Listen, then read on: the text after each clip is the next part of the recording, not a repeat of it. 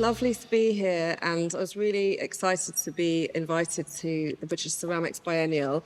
And I'm just going to introduce myself and a bit of background on how I came to be involved in this, and also I'll introduce you to our wonderful panellists.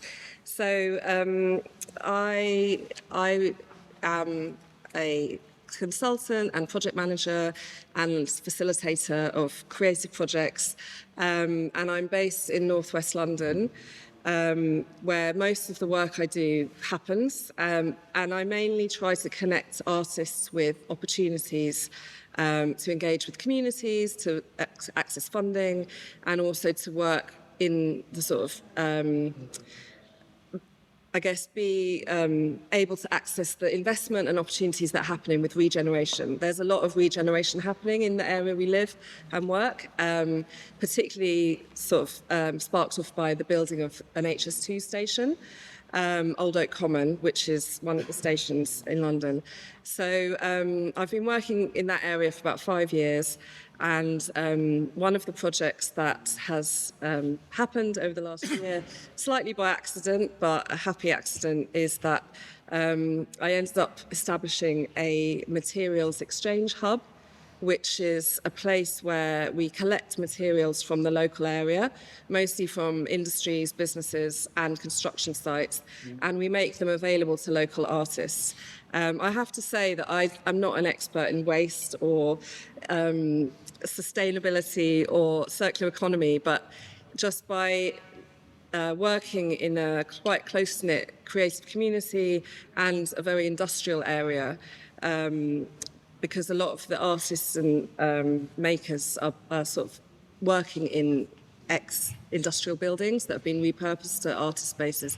I noticed that there was this huge kind of amount of waste being generated, but also lots of innovation and interesting projects happening using waste materials. So we set up a project called Remade in Park Royal, which was the idea to collect all of this material and make it available to people that wanted to use it for creative projects. And so from that, we started to collect clay from the nearby HS2 station site. And it didn't happen quickly, but it was quite a long process to be able to access and collect the clay. But Tom, who I will introduce you to probably in a minute, was the first artist that made use of the clay. And from there, it's really grown into a much bigger project. And in May of this year, we put on an exhibition called Park Royal Clay, which showcased 8 different artists that were all using that waste clay. So Claire kindly invited myself and these 4 panellists who all have worked with the clay to come and speak tonight. And they've all had very different experiences of using it, and hopefully it will be inspirational and interesting, and we hope that it will kind of keep growing. There's a lot more clay coming out of the ground. It's a sort of really abundant resource. So yeah, and some of the clay is also being used in this space, so we can talk about that a bit later too. So I'm going to just ask each of the panellists to talk through their projects and their experiences with the clay, and then we'll open it up to a bit more of a broad discussion, and I'd love for everyone to contribute and ask questions and so on. So first, I'll just briefly introduce. We've got Pati here, who is an artist. Sahara and Tom work together on a project called Absolute Beginners, and Victor is a ceramicist. And I will start off by asking Pati to introduce yourself, and I think you've got a few images, and tell us about your work and how you came to work with this. So, hello everyone, nice to see you. Thanks for inviting us over. It's wonderful to see the diversity of work here. I hate speaking in public, as you probably can tell, so I'm just going to make it more interactive. And I want you to maybe have a look at my work. Try to touch it. Okay, deal with it. There you go. So my practice goes around the ecological making. So I do a lot of living sculptures, and I work with London clay. These sculptures contain seeds, clay, straw bale, and they're essentially meant to be going back to where they've come from. It's a living organism itself.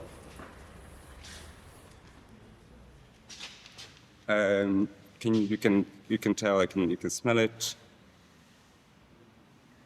you can touch it. Yeah. So yeah, thank you. Do you want to mention about your project? Oh yeah. Go on. With the community. Okay, so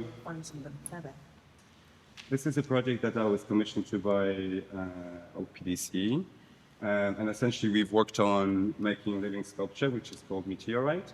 It was a public sculpture which was based in North Acton, and people were invited to choose seats, very similar to what you see around right here. And we've used straw, sawdust, rescued soil, rescued clay, to make a living and growing sculpture. As you see, everyone likes to get dirty a little bit, so yeah. That was a very, very kind of essential sensorial experience and quite fun to have there. So at the moment, the sculpture is placed in public space and it's growing, and I'm waiting for them to kind of be essentially lost on me.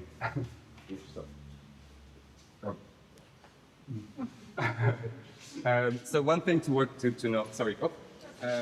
So one thing to know is that working with living materials is actually quite difficult because they're quite temperamental. So the seed that you see growing here, they might have survived, they might have not. Similarly to what you see in the tiles that I helped create. Well, I kind of spoke to the artists about it, and to see how, working with the living materials and the environment is very temperamental. So yeah, that's. Thank you. Thanks, Pati. You're free to put it around on the table if you want.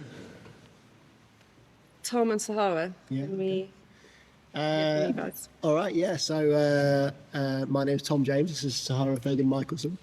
And we're from a project called Absolute Beginners. Absolute Beginners is a new kind of factory where local young people can learn how to make basic goods in radically sustainable ways. By basic goods, I just mean things we use every day, which we have no idea where they come from, how they're made, who makes them. They just arrive. They used to arrive in big Sainsbury's, but now they arrive at our door. You open your door and there's all the stuff you need. And so we run paid workshop programs where local 17 to 21-year-olds work with different really talented makers to learn how to make these everyday products in ways that are fit for the future. So that is off-grid, no electricity, with really simple tools and with local or abundant materials. So far we have, we started, just go back a little bit. In 2021, we did this pilot project where we learned how to make tyre sandals, which we used tyres from the local, that had been dumped in the industrial estate we work in. A4 paper, which is probably one of my favourite products, and that is literally made out of shredded confidential waste that we grabbed off the street. We weren't supposed to, but we did.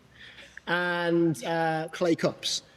And we worked with a brilliant potter called, ceramicist called Cambidel, who is now in Stoke, to make these beautiful, weird, sort of Bronze Age mugs. So I'll send this one round, have a little look at it. What's really interesting about these is that, they're basically Neolithic. Like, people have been making exactly those sort of mugs for 6,000 years. So as you see when it comes out, it's really beautiful, it's really strange, but you wouldn't necessarily use it for your morning cup of coffee. So this year we've been working with a ceramicist called Phil Root, who is sort of an expert in wild clay, to work out how good we can get this product, like what is possible from this high-speed 2 clay. Can it be something that is really functional? Can it be something you use every morning? Can it go in the dishwasher? And basically, in terms of the process we went through, we processed it. We literally hit it with hammers to smash it up and into small pieces. We stirred it with water and a drill, like to make a sort of like a smush. I'm not a ceramicist. It's probably quite clear that I'm not a ceramicist. We put it through the sieve, and then we wedged it. And I say we, the young people, that's still hitting with the hammer. And we found lots of stuff from the local industrial estate to try and decorate it to use the thing, the found materials from the industrial safe decorator. And we built we pressed it on a press mold into all these shapes, and then we built our own kiln, an wood-fired kiln to fire it. Do you want to talk a bit about the process? I'll show you what we did and what came out of it in a second, but Sahara, I think is going to talk about her involvement in it as well. So yeah, as Tom said, this is the process here. So yeah, I'm Sahara. I've known Tom since 2021, and I was that was my foot earlier, making the tire sandals, just so you guys know. I met Tom as a local sixth form student that's lived in northwest London, in a place called Harlesden my whole life, and now I'm a geography student at the University of Cambridge, and also an artist in my spare time. So yeah, the process involved crushing the clay, quite literally hammering it down, then soaking it in a bucket, blending it together, with a spinning drill sort of thing we made. Then sieving out the impurities of the clay, wedging it by hand for elasticity. Then we added sand, grog, talcum powder, because real clay is quite difficult to work with by itself. And then we began to make different prototypes of plates and bowls and cups, trying to decide what our final product would be. We went around the local area finding things like little screws or bottle lid caps to sort of make designs onto the plates. And then we also experimented with different glazes and colors, using copper and iron, and in particular I remember sort of collecting rust from some of the screws we collected and sieving it to make a sort of pigment. So yeah, it's all sustainable and recycled materials from the local area. We then created a press mold so we could sort of make the plates at a more rapid speed. High-speed plates. And that involved rolling out the clay, cutting out the plate shape, stamping it with our absolute beginner sort of stamp that we made. Yeah, the logo. And decorating the plate with other sort of the cable wires as well, things like that, to create different unique designs. Then pouring the glaze onto the plates, distributing it evenly, leaving them to dry. Some sprinkling different pigments on top, perhaps copper. I think we used some copper. Then we built a kiln from scratch, with some normal bricks and some special bricks. And yeah, we used it was a zero carbon process because the wood was carbon neutral that we used. So yeah, it was simple, low tech, and a repeatable process. Firing the kiln was quite a slow process because if you fire it too fast, the plates crack. I think the particles expand too quickly. So the first firing, we got some weird sort of bubbly, burnt sort of I mean, I think they're beautiful personally, but they're not very practical to eat from. And yeah, we also got a tiny ashtray and some pizza plate kind of things. And I think there was one usable plate.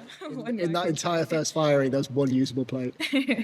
But our second firing resulted in low-speed plates, which are 100% local, other than the sand and stuff that we added. It's 100% off-grid and 100% made by local young people. So yeah, I'd like to also talk about my feelings and values towards the project, being one of those local 100% local young people that was involved. So yeah, not only as a geography student or artist, but also as a local person from the community. I think it's obviously important to teach young people about sustainability and the importance of buying local goods rather than buying like cheap, faraway goods with like high carbon emissions. But also it's very empowering to young people, especially in those such as myself who are interested in becoming artists. And I think one of the most empowering parts of the project is the fact that the labor is paid, because it makes young people feel appreciated and worthy. A lot of like young people, such as myself when I met Tom, are sort of like caught in a kind of catch-22 situation, like lacking experience in any job opportunities, and then companies not wanting to hire them because they don't have experience. So you're sort of stuck in this cycle of like not being able to find employment, or like, yeah, which makes you socially excluded.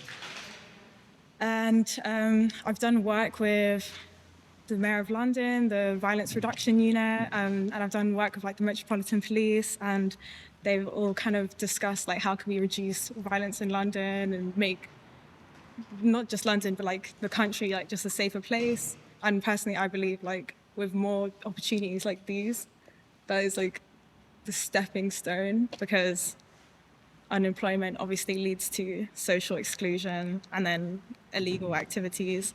And especially the area of Park Royal in Harlesden is like a very deprived area with like high crime rates and not much opportunity for like young people. So yeah, projects such as these that support young people are just, it means the world to me. Like I can't stress enough. And I believe that like if I hadn't met Tom and been able to have opportunities like this, I probably wouldn't be in the position that I was today, being able to achieve high and like having the confidence and belief in myself that I can apply for places such as like Cambridge University. Right. So, Cool. yeah. Sorry. So yeah, for myself and my community, I'm so grateful to be involved in this project, and thank you, Tom.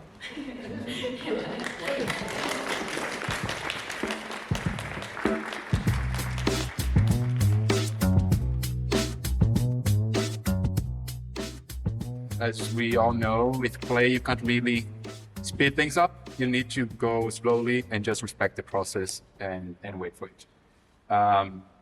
And that's when I decided to do a lot, and that's part of the process, that's the drill bit that Tom was talking about. Quite satisfying to do that part. Oh yeah, and socks there. And then after all of that, there is more than one way that you can use this clay. And the way that I used for most of the time was actually sleeve casting this clay, which you can see like that. Yes, I do have all the science style things of glass walking and everything, just because I stole it from the university. And then I was doing a lot of slip casting, and it's not really great for slip casting, but that's what I was doing at the time. But I did a lot of this testing, and the idea for me was to test this clay, find what's the right temperature to fire it, what's the best way to use it. So if it's wedging the clay, if it's slip casting the clay, so that's why I tried different things. If it's only using it to paint stoneware clay, so I also use it to just paint with it, or using the slip to paint with it, and then it forms sort of almost like glaze kind of thing. And one of the things that I did was to do these test styles here. So each of these, they were exactly the same before being fired, and I fired them at different temperatures. So you see a number of them on them. This is just the number of the test style.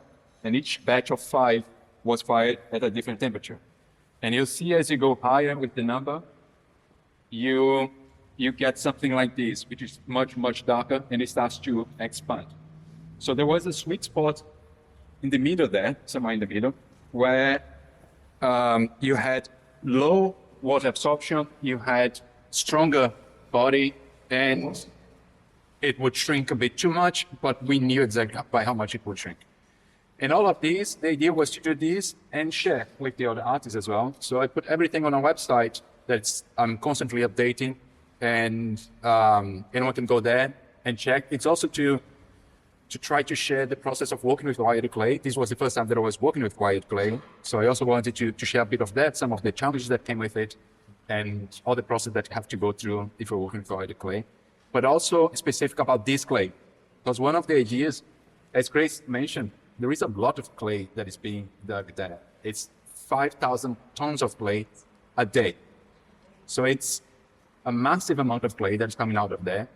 We got like 4 tons of clay for 8 artists to work over a year. So there's a lot of clay that's still coming out of there. So anyone, if we could make that accessible for anyone that wants to use, this web page would be a place to start so that you know exactly which temperature you want to file for the thing that you want to make. So it's not that there is the right temperature, it's just that each temperature will get to different results. And then after that, I kept testing, and one of the things that I did was for London Craft Week, I made these cups, 100 of them, and the idea was for people to drink from them and then break them. And they were smashing it on a planter that we also built with waste that came from Remade. And that worked as drainage. So the idea was to get clay from parkroyal, fire in parkroyal, use it in parkroyal, and then bring it back to parkroyal to use as drainage for a plant. And of course, I wanted to play as well a bit more. So I also fired, like you can see, this is the same cup, got fired at a higher temperature, and then it starts to bloat. And this belly here that formed came just randomly. And then, of course, this is stoneware clay that this time I used to protect my shelf because it's stuck there. So, of course, each temperature will give you a different result, and all of them are valid. They just work different. And all of these also sparked a much bigger thing, I think, in all of us. It ended up sparking something bigger, and now I'm partnering with 2 other people, and our goal is to build a whole studio based on waste clay. So we want to go to construction sites, get the clay from there, then maybe make something with that clay and bring it back to that place after it's been built, so that we can go. And there are people digging holes everywhere in London. So if you look around, you will find more and more clay. So that's our goal. We're looking for funding if anyone. But that's our goal. We have a really big vision of what this could become. And I always sparked with this small project with white clay from a building. Thank you so much, Victor. So yes, as Victor mentioned, there's so much of this wild clay available in London, and I'm sure in all other places in the UK. And so my first question to the panel is, obviously you've described how labour intensive it can be to work with this clay. It's not like just buying a bag of clay from the shop. You have to work at it, it's unpredictable, it creates, unexpected results. But can you tell me how you feel, is it worthwhile going through that effort to use the clay? Did you enjoy the process at all? Did you find it, surprising to have these different results? Like, was that kind of worthwhile to you? And also, thinking about longer term use, like Victor mentioned, is there a way to make it more financially viable or sustainable? Nothing about finances. But your experience of But my experience with working with this clay is amazing. It's ever giving, actually. I think the idea of it coming from the place and going back to the place, essentially my work with sculptures for going back to where it come from. It kind of creates this circle where circularity of the process. But there's something really sensorial about this as well. There's something sensorial about working with it, digging and putting your hands in it, and trying to soften it up, because it's it's 30 to 50 million year old material. So when you actually get when you actually spend the deep time you work with when you work with this clay, and then you just stumble upon some bones and some little fossils. then that's I think quite interesting. And then there's obviously then the educational aspect to it, where people who might be taking it for granted and saying, okay, it's waste and it's being thrown away, but there is a lot to learn about history, a lot of geology, about geography, about the questions around perceived value and the actual value of the material you work with. And although we'll be buying clay somewhere in the shop, might not necessarily have that sense of value, whereas something is excavated and it's, when you know that it's been there for millions of years and it's older than a concept of a human being, then that value kind of strikes you quite strong. And then there's sensorial value. So people not getting, like I said earlier, people not getting dirty and just getting their hands in, being kids again, and just digging and say, oh, I found something, and you see adults and you see the elderly who are children again in a kind of in a playful area, in a playful way, making all sorts of different objects and all sorts of different shapes. So there's definitely, apart from obviously working with the material itself, the work happens. What happens outside of the work is to me quite interesting. So the relationships, the fun, the knowledge, the education that happens. I've showed earlier the project about meteorite. We had the second workshop we had. I ran was accompanied by a geologist. She'd be giving, while we're working with material, she'd be giving the whole history of how it was created, where it came from, and the whole context of what kind of animals and flora at the time flourished. So you work with it, you get your hands dirty, and you think it's something that's really ancient, and really old, and then obviously, things that goes back to it. So there's a lot of questions around value, I think, around it, and what we appreciate and we perceive what has value to us today. Sahara, I was just interested as one of the young people participating in the project. As a group, how did you experience the clay? Did people enjoy doing that hard work to get it usable? Was it satisfying? People kind of how did they respond to working with that material? And they probably hadn't thought about maybe using it for, I don't know. Yeah, the other girls that I had the privilege to work with was really lovely and really enthusiastic about getting their hands dirty more than I was definitely. And it's quite ironic, with the geography as well. I'm not actually that interested in the physical sort of makeup of the rock and clay itself. I'm more interested in the sort of social effects of it and the community behind it, and being able to interact with. I'd say Northwest London is quite predominantly a Muslim area sort of, and all the other girls I was working with was Muslim, and the sort of discussions that we had and the interaction we had was just as rewarding as the final product. Now I even started taking Arabic classes. It's all historically I it's Sahara. You're Arab, right? You're Moroccan. I was no. But yeah, it's still and yeah, just being able to connect with people, especially moving to Cambridge now and sort of feeling sort of disconnect from my community. It was nice to be able to go back weekly and have that interaction and friendships maybe.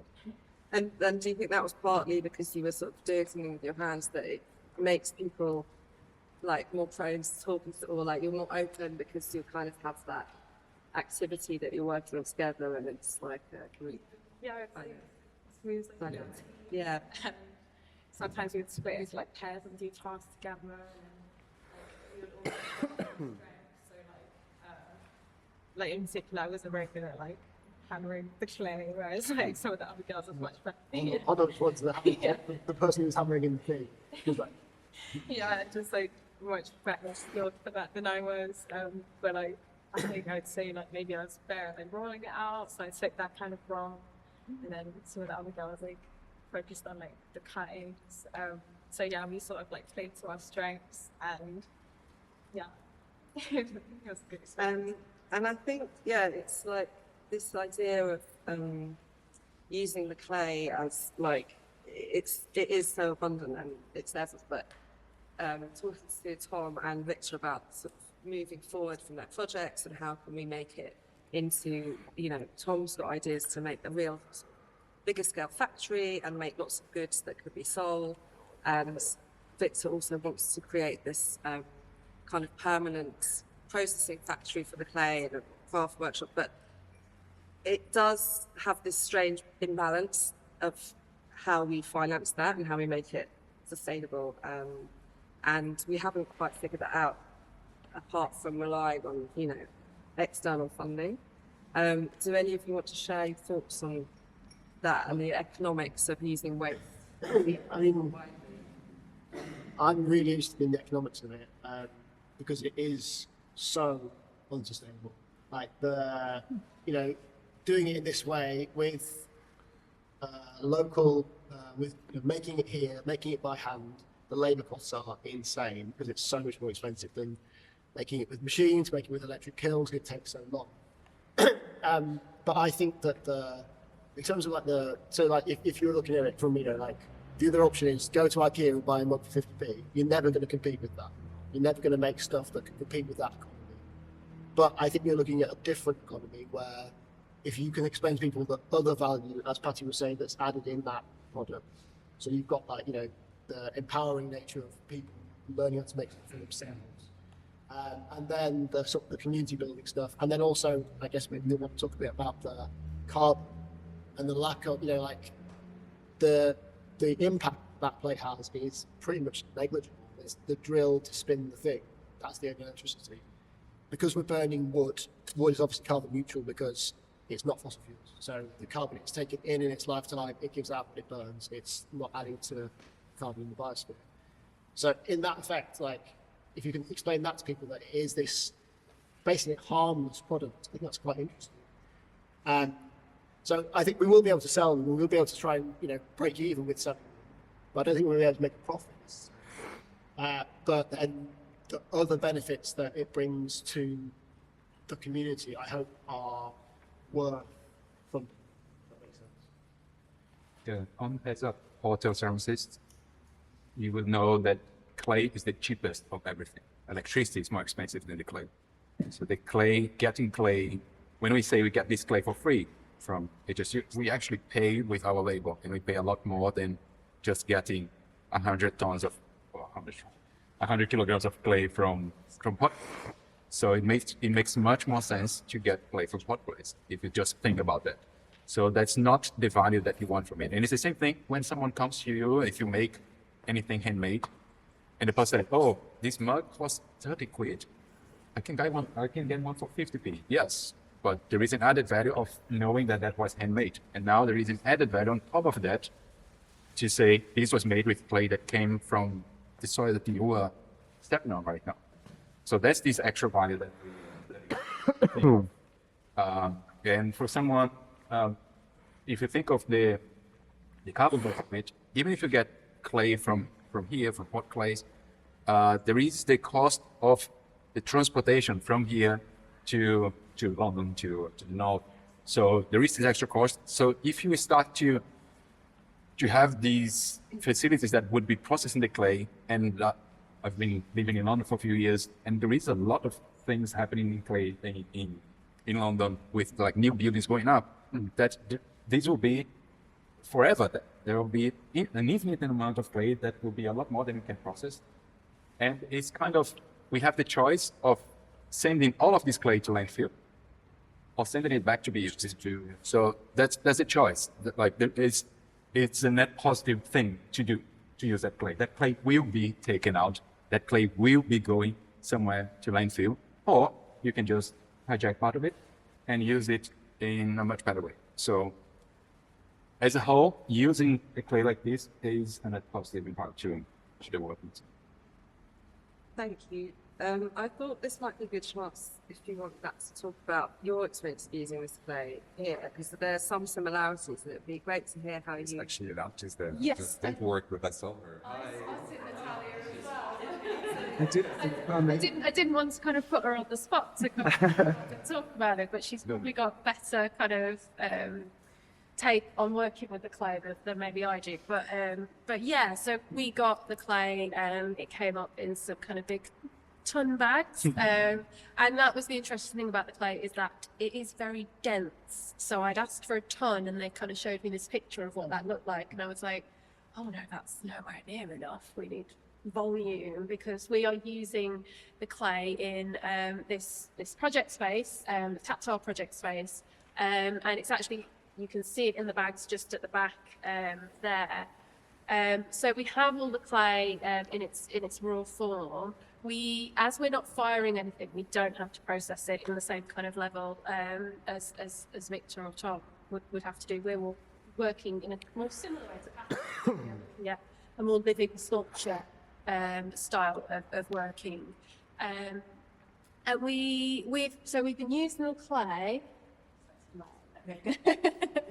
to make tiles based on encaustic tiles, which actually we have perfectly in the backdrop here.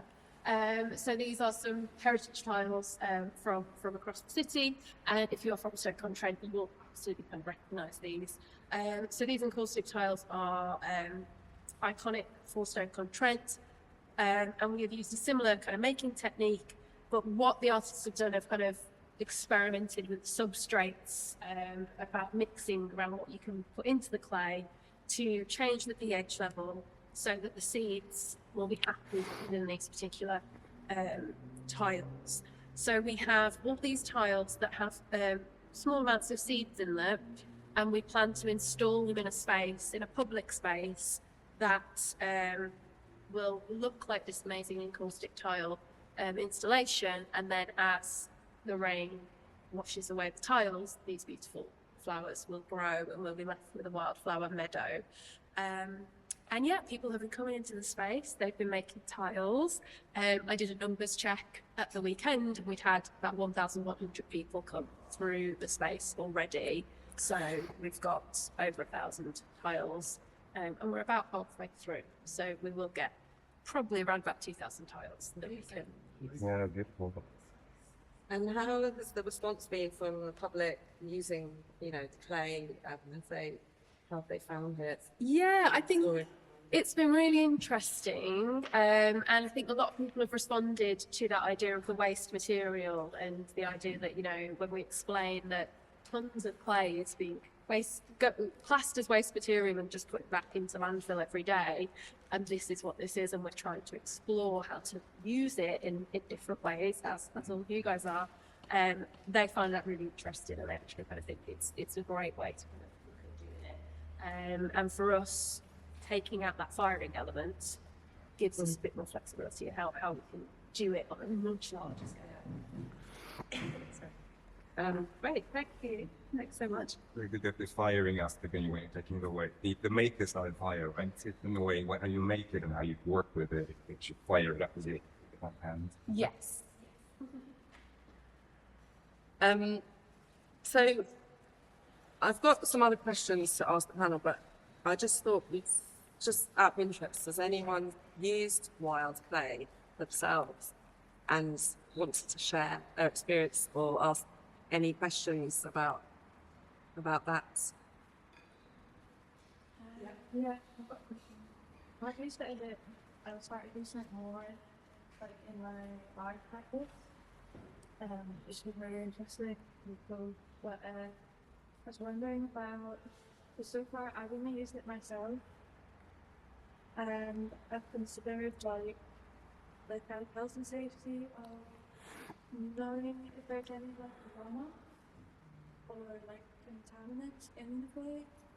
Because obviously, like once you got it out into like slit, you still need what base in your hands. So I just wondered like how did that like. I think I can answer that. So I had a protocol. So there were, if you wanted to use the masks, you could use the masks. If you wanted to use the gloves, you could use the gloves.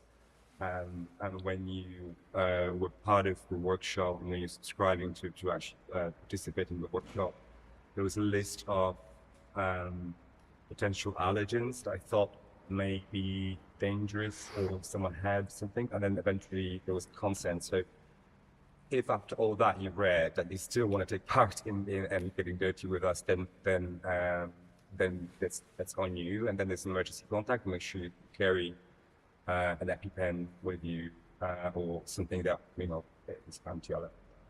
Stop your allergic reaction. But in terms of chemical contaminants, that was my thought as well as the biological ones.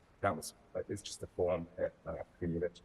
I don't know if you guys had different experiences how you worked at. Yeah, that is a great question, especially because we are getting, for them, it's waste. So Grace would be able to talk more about it, but it's actually quite complicated to get that. So they had to go, Grace with women had to go through a long process to actually declassify. I don't even know if it has been declassified as waste, but they used to, instead of classifying it as waste, classify it as something else, and then the regulation on that is much lower. But the company itself, they did contact me, and I contacted some companies that makes clay, and they were looking into what kind of test they actually have to do that. To be honest, they haven't shown me anything back, so I don't even know if what I'm doing is safe here. So I'm gonna put it on the side. But from what some people that understand a bit more on that said, the region from what they are extracting is not prone to that. So that's how I felt safe myself to use it.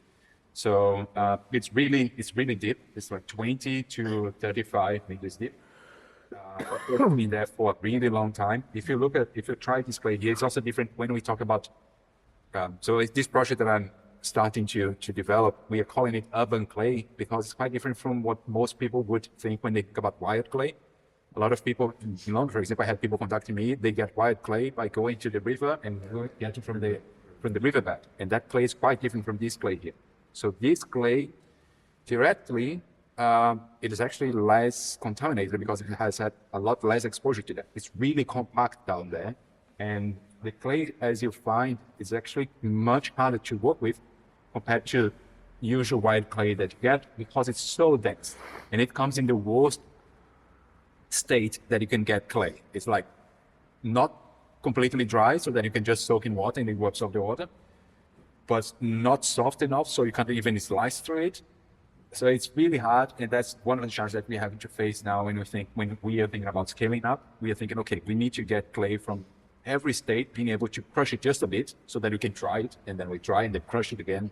So it's a long process for that. So for this one, in terms of contaminants, we just believe it hasn't been exposed to any. So, but it's a belief. We actually don't know for sure. I think, like I said, for our project, we didn't even touch on the clay and the danger of the clay because it's so old and so deep. Our risk assessment was much more about dust, as you said, like when you smash it, when you were using the kiln bricks, in particular those white bricks in the kiln, they're really toxic. So like it's all about like the face masks, keeping dust out of people's face, and then when you're firing it, fire is the risk. So all our risk assessments are about like burns, injuries, and dust, and actually we didn't even touch on whether the clay's safe. I think mainly because I'm working with Phil, who is the ceramicist for us, and he was like, "It's like, what is the right way to do it?" But I think there is something really interesting about using waste in general. You know, I used to have a very cavalier approach, like I'm really interested in waste, and I'm sure if you walk down the busy streets in Stoke, or you go around the back of the supermarkets, there's just tons, always tons and tons and tons of stuff. And I always take the shredded paper, I always take the cardboard, and I made a book about a previous project where we clad it in Evian boxes because it's a product about the end of the world. I think it's funny to clad it in an Evian box. And so I had to find 500 Evian boxes, and so I did. But I think that sort of slightly reckless approach to collecting waste probably isn't that. That's fine when it's just me, but when I start to work with the public or young people. And just on the clay point from a BCB perspective, we Yeah, one of the advantages of, in our case, working with construction, and this was with HS2 from our comment, the clay that we're working with, is that they have done all of that contaminant analysis. So what they basically said to us, and where we got the evidence to know that we were safe to do it, was that in terms of construction in that area, any clay 7 meters or more, extracted from 7 meters or more in depth, was pretty much entirely contaminant free because of that duration, etc., etc. And this clay that we've got back here that we're working with on this project is from 15 meters depth. So we were very much reassured that that was not a consideration, because of course it was the first thing we thought of hang on, we might be bringing West London contaminant to Stoke-on-Trent and laying a wildflower meadow. This is perhaps not what we should do. But it is about the depth of the extraction of the clay, which is a very different situation to people dealing in their back gardens. However, I would also say that BCB does do wild clay dug from, much shallower situations, which we risk assess, and generally we don't have any significant concerns about it in terms of our risk assessment process. So yes, you need to be mindful, but I think also I would suggest that it doesn't necessarily need to put you off, but yes, there are considerations, particularly, as Tom says, when you take it from your own practice to work. I think just on that, can I add something? I think the risk assessment is the key thing. Like, if you are sensible about it, if it's in an industrial site where they used to make steel, or they used to make, if it's from the bottom of a factory around here or whatever, then that's one thing. If it's in a field or back on which has not been built on for 200, 300 years, it's completely different. I think it's that's the thing about risk assessments. They seem really scary, but as long as you, as Pati said, go through every step you can to make sure it's probably safe. And at a certain point, you can say, "I've done what I can do." Yes. So in my instance, that involved as well assessing the rescued soil from industrial sites as well, looking at and also the seeds and other contaminants or what materials that might be working with, because obviously people might be reacting to that as an allergen, and may not even know that they are allergic to some sort of native plant that they have never been exposed to. But that was simple. That was on the list, and then the full list of what was part of the experience, and then eventually they really wanted to cover it inside of.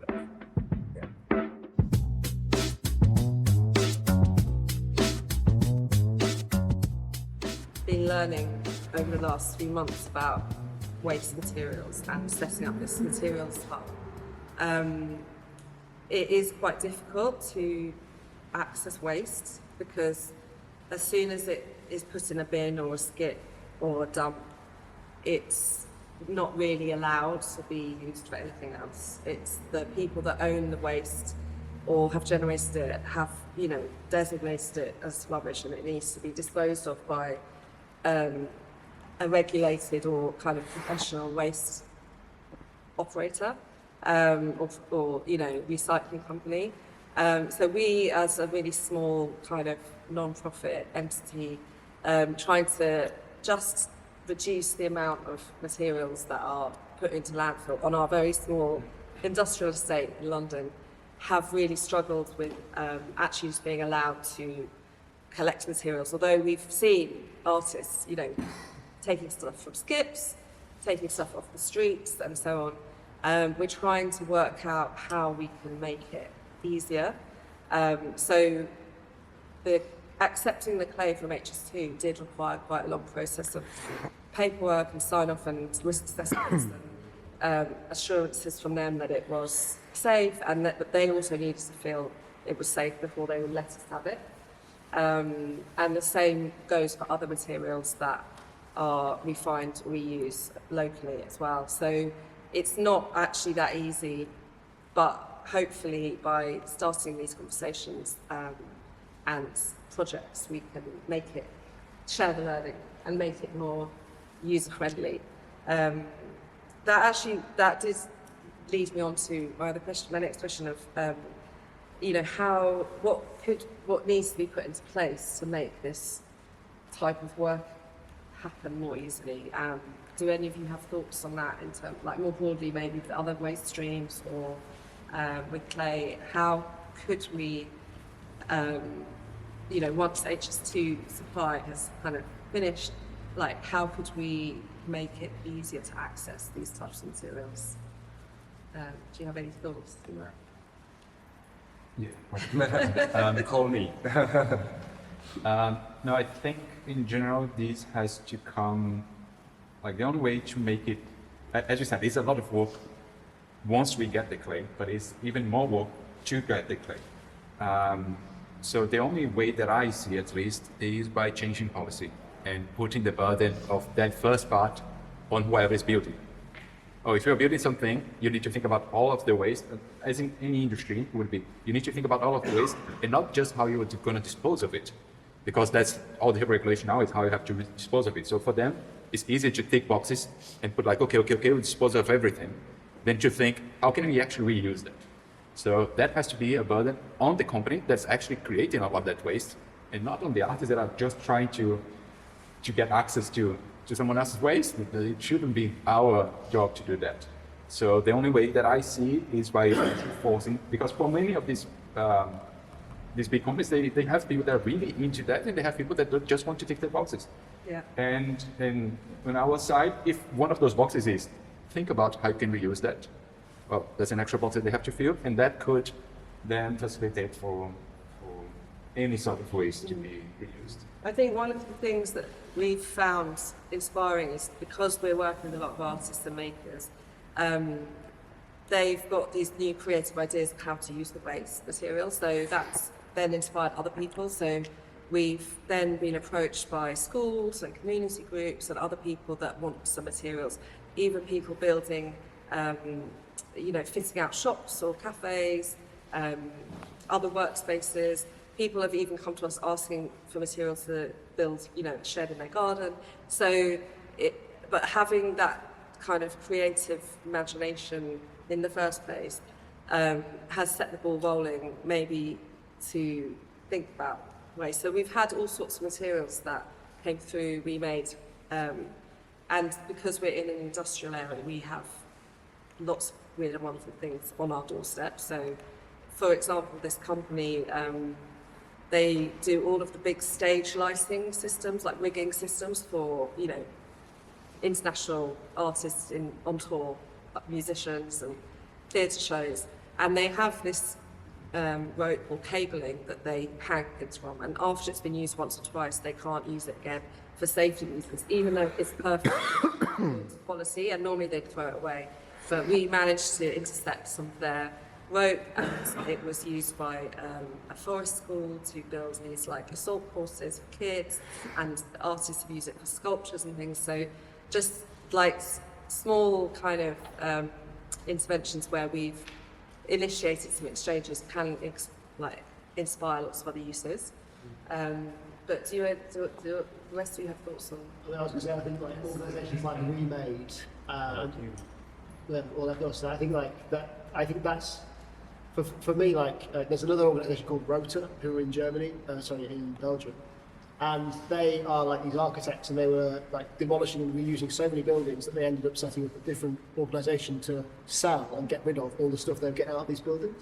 And I think it's that sort of infrastructure that's really necessary as well. Like if you're going to make some shelves at home, and you can go to Remade and get the ply for half the price, which is still really good to use, the plywood, then that is a massive win for you. It's a massive win for the environment, you know what I mean, for climate change, for emissions, because you're not buying new.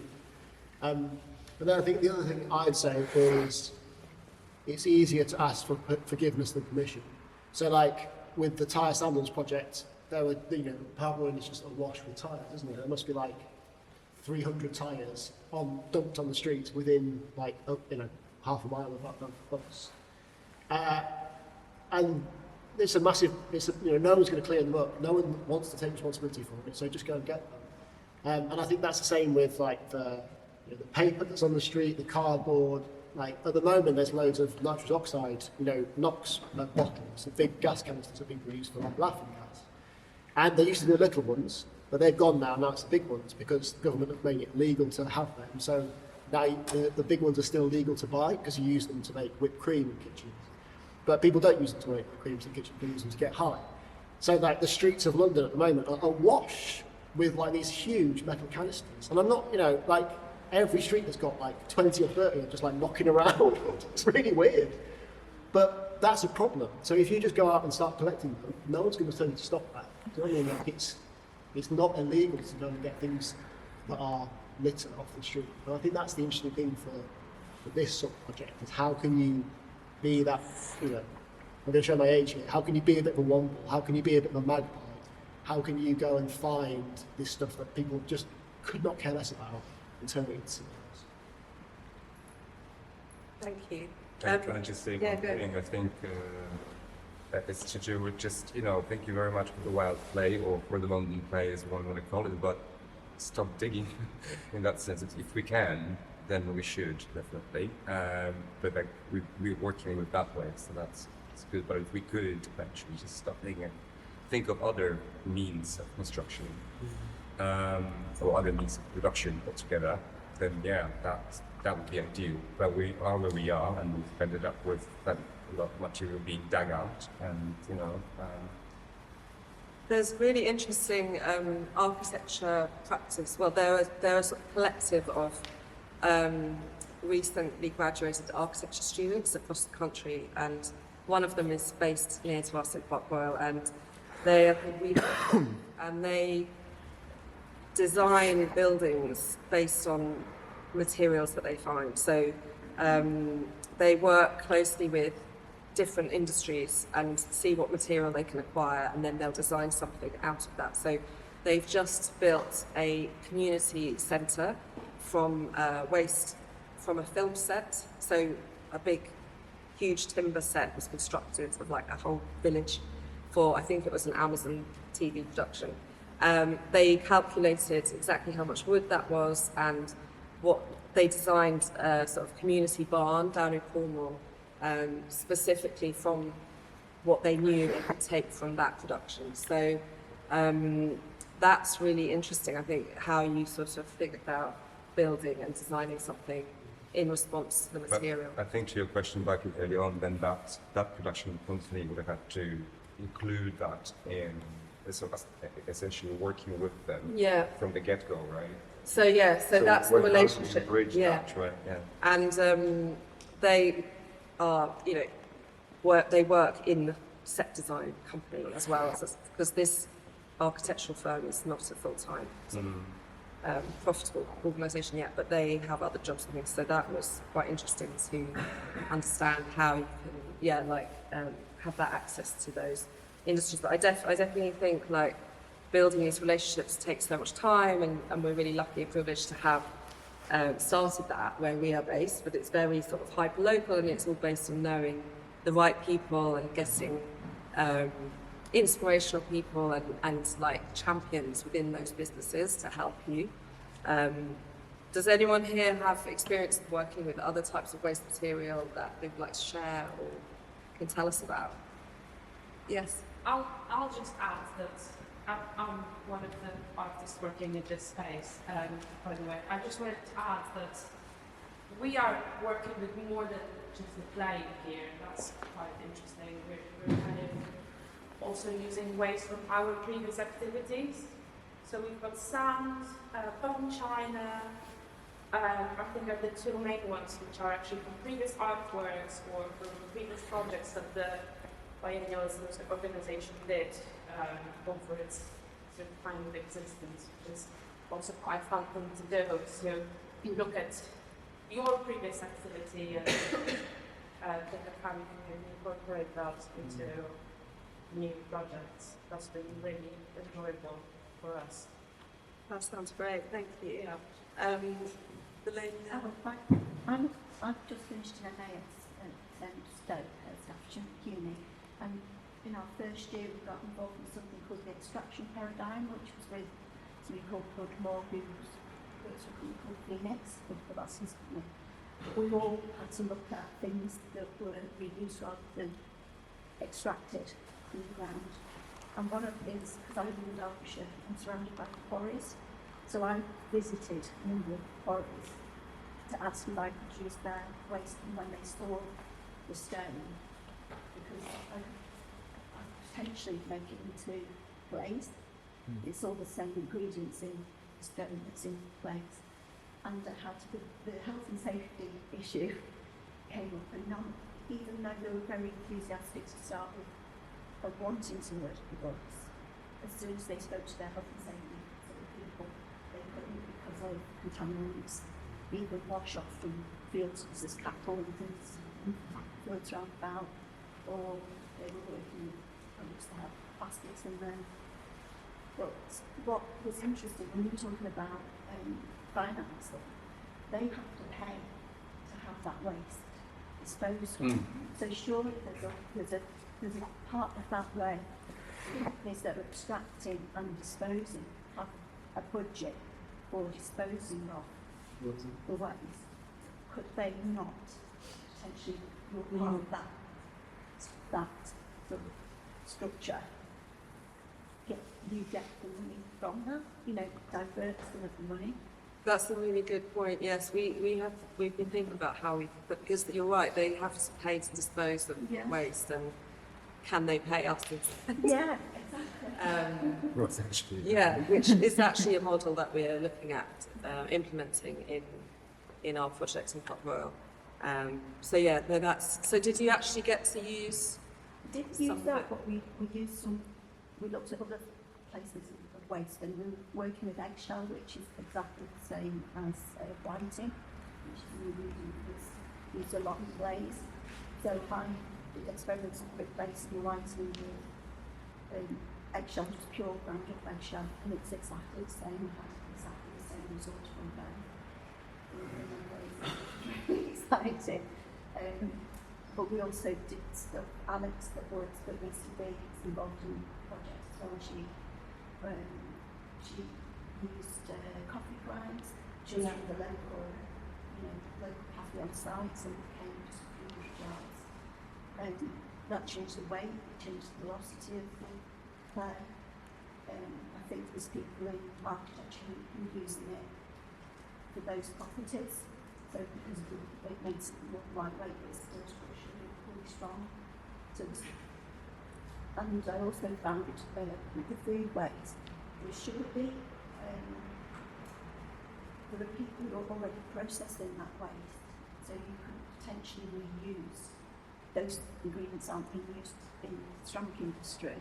You could potentially, that was going to be my next sort of things to look at. Can you use something that's already been processed with different things?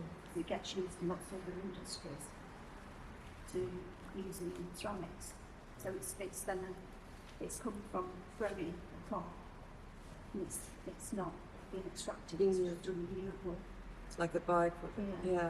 There's so many interesting waste materials that we don't really think of, especially in the food processing industry. I just wanted to come in on what you said about the extraction. I think that's really interesting. I know that there's a lot, in this area that we're in, there's a lot of people using plastic. There's a whole thing called precious plastic, which is like this open source thing where you could get a shredder and you shred down polypropylene, which is like, celebration stuff. You shred that down and then you heat it and then you inject it and you can make new products. But I think there's a real risk in that of just making bad plastic coasters. So what you're doing there is you're taking waste that's been mined and extracted and made into something and making waste. You're not making how many plastic coasters does the world need.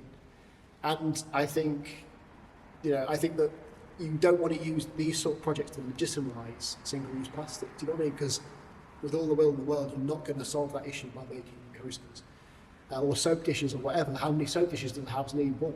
And so what you said at the back about like that more, I think more radical circularity, if you want to use that word, of like using stuff that's previously used in this event again and again and again. I think that's much more interesting.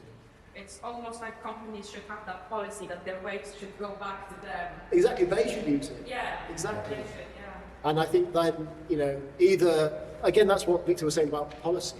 Like there should be a policy that either if you're going to use plastic, it has to be 100% recyclable and you use 100% recycled plastic in your goods, or you don't use it. But that's something that we can only demand, and Well, creating less waste in the first place would be. A lot of homes. Yeah, no, And That's very easy to see. on that, it's much cheaper to just dispose of it. And that's the thing. Like, they could use some of that money to pay artists, but as you said, we were maybe the solution for 4 tons of it. The other 4,996 of that day have to be disposed of. So they should do that. But I think the only way to get them to do that will not be to convince them to do that because of the cost. Because the cost will never compete with just throwing it away. But if they have an incentive that they have to use part of their money for that, then I think that can be the solution. Places like Denby Pottery, they grew up from, probably around here as well, grew up from that clay was there. Yeah. So we almost wanted to go back to that idea. This is where the clay is, so this is where the ceramics industry should grow from. Do we have any more questions on any topic for the panelists? Like, we've only got about 15 minutes left. Yes. It's not really a question, more an idea. Kind of try making paper clay with all the waste paper and the clay. Paper clay? Yeah. What's paper clay? So we just clay, paper pulp, blend together, and dry it out and pass it back so it's plastic workable. You can roll it out and then, because of the paper fibre, it makes the clay almost like cardboard. You can cut it with scissors. And it sticks together really well as well. It doesn't come apart in the kiln as easily as And you put it in the kiln as normal? yeah, and all the paper burns away. So then when you're left with the piece, it's incredibly, they're very fragile. You can't use them like paper plates or whatever, but quite cool to make some sculptural things. And it's really, really light, sort of paper all burn away. The only thing is that it does go more. So that was my question. You have to use it within a few days. When you air dry it, then obviously it goes all moldy and. Yeah, once you turn it into a plastic clay, you have to use it fairly quickly because the paper in it can grow moldy. There's a lot of. I've never actually tried it, but there's a lot of smoke that comes out of it. What do you think here? It's on fire anyway. That's something to try. It's not. The more paper you add, the more brittle the clay is going to be. So it's not like a 50-50 mix. We do a bit less than that. Yes. I just wondering, currently, is there a brick industry in the UK? You know, Yes. a big manufacturing industry that could take a lot of this material. So Are bricks being imported from other countries? all I know about the brick aspect of it is that there are, as well as us guys, there's other people in Scotland doing this work. And there's another contractor from HS2 who tried to look at using their clay to make bricks for the station. And it came back very quickly that was not going to work. Because this clay is bad clay. Yeah, this is what happens when it goes past sort of 1100 degrees, the warm up one. And clay, the bricks for stations need to be bomb-proof. So there's all these different regulations for that. One thing that's really interesting I've noticed loads recently is there's an architect called Groupwork, and they're building out stone, and they keep banging on and on. It's really interesting that if you make bricks out of stone from stone bricks, they're 97% less carbon than firing them out of clay, and that you can make them the same size, they have all the same properties. But people are just wedded to that, rotten palette of really cheap bricks. Doesn't it? This clay definitely can't be used for that. But there are loads of, if you look at any old map of stone, there's always brickworks, and where they are making bricks. So I'm sure that can happen. Would you ask if there is? Yeah, there is. There is a quarry not far from here. There's some closest over there of a company called Pedrosa. They're actually amazing, and they work a lot with community projects. Actually, a lot of people in Stoke working, in a similar way to BCB have, hand bricks with them from them, brick clay from them, and our local clay here is actually But yeah, Ipswich, check that out. So Ipswich have a quarry in Newcastle on the Line, and so they have two big sites. One is in Newcastle on the Line, so not far, very close to here, and another one which is in Cannock.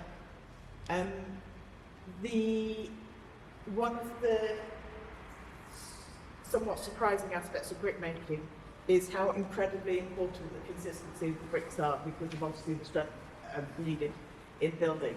So it's quite interesting. I was at a conference a couple, 18 months ago, and it's quite interesting. There's quite a lot of research going on around alternative fuels for firing in and around Stoke-on-Trent and the use of hydrogen. And in the testing for doing that,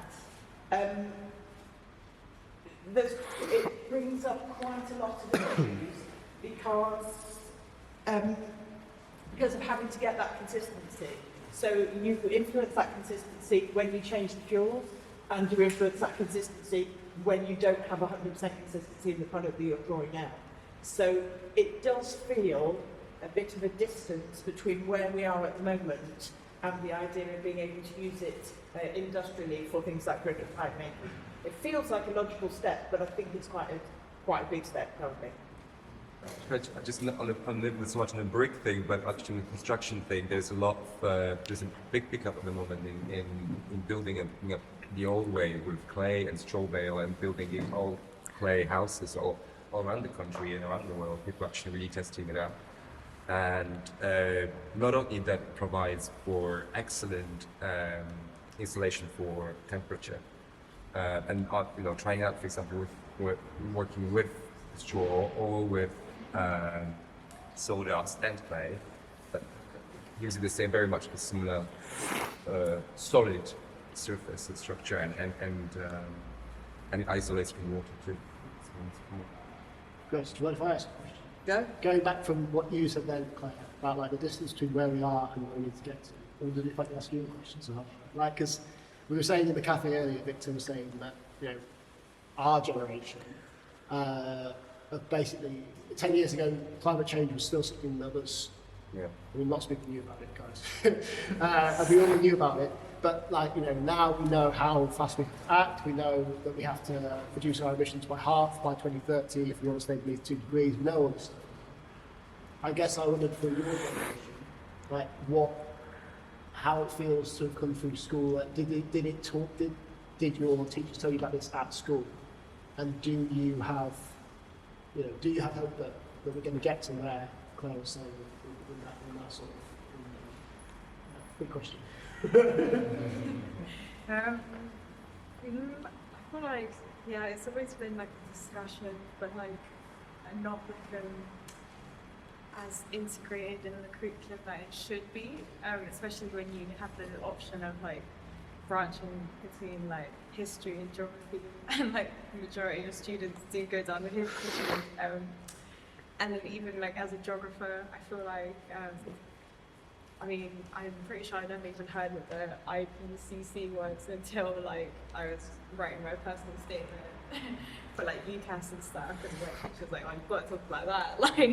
But that wasn't actually integrated in the curriculum as something you should know. It was more you're obviously going to get bonus points in exams for knowing and mentioning it, but it's not as emphasized as it should be. So in the future, it would be, I personally believe that it should be taught from such a young age.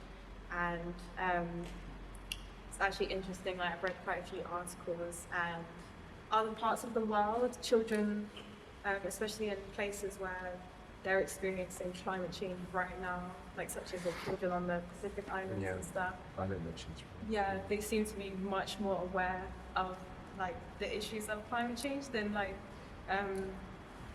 according to these articles that I've read, when people have gone around surveying young people in the UK or in Western countries, they have very little knowledge on, it's always I don't know, put something in the freezer so there's less energy being wasted, or recycle, but there's not much education on the long-term impacts, and what is happening right now to other people, like to the majority of the world's population that live in the global south or developing world countries or whatever you want to call it. Yeah, where those communities have like, they're learning how, from a very young age, how to adapt, because it's something that they're experiencing on their doorstep, that like we have the privilege of not experiencing on our doorstep. Yeah. Yeah, oh yeah, exactly, yeah. That's so interesting, and I think one of the final questions I had was really how much do we think like these sort of really small interventions that we're talking about, how much impact do they have on the bigger scheme of things, and can we, you know, have hope that they're going to inspire much bigger shifts? What do you all think?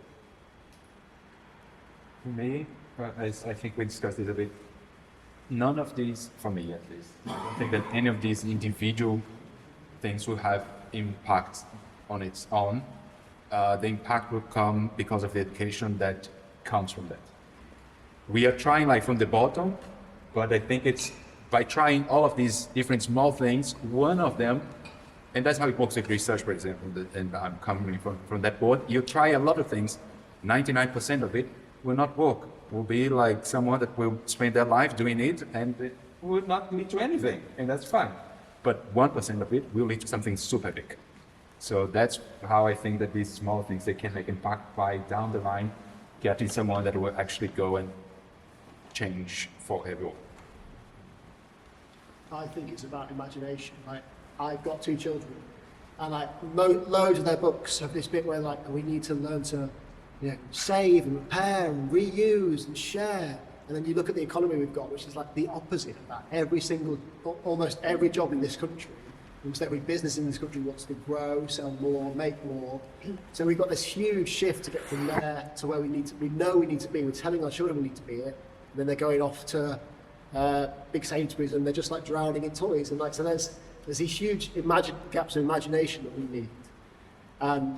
But I think, because I'm not interested with absolute beginners in, you know, these shoes are a bit more ethical. They're like made with fair trade leather, all that sort of stuff.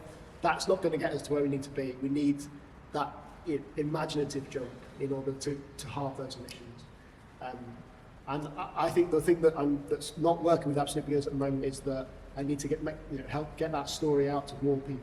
More people need to experience that story.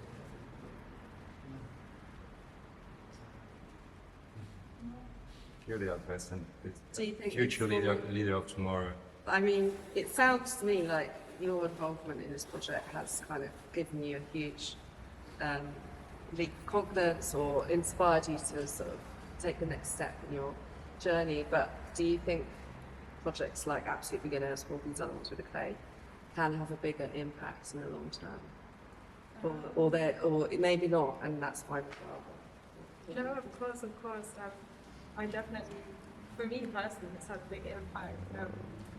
Coming from like making the tire sandals, and like even now I still show like friends and family and like feel proud of the like sort of weird, but like also like really cool, sustainable, imaginative thing that we did, which like no one else like really, at least in this, people make these tire sandals like in all sorts of parts of the world, just not like here in the UK or in the West. So like, yeah, it's sorry, I feel like I'm like reading a straight from the question.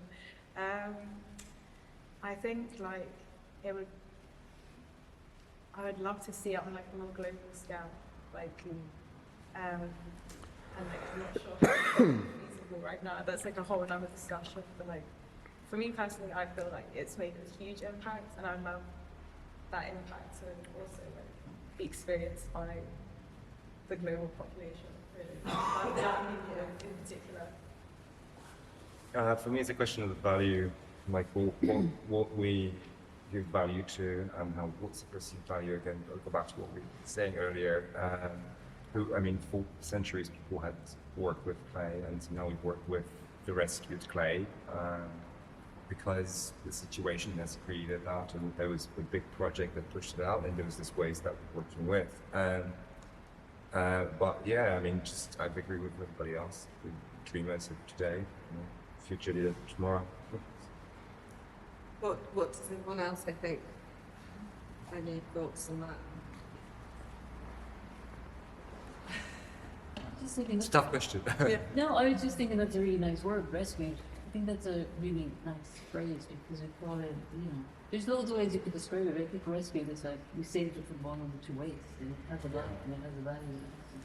And kind of also exactly, and redefining the value, pushing it into, one say some of my sculptures haven't gone to the ground, and lawn has turned into quite a vibrant piece of, living ecosystem that in urban corners. That's a really good point, actually. The language, waste it's not wasted, it's wasted, is it? So it's rethinking, it's the material, and it's what can we do with it? How can we inspire other uses or inspire other people to do things with materials?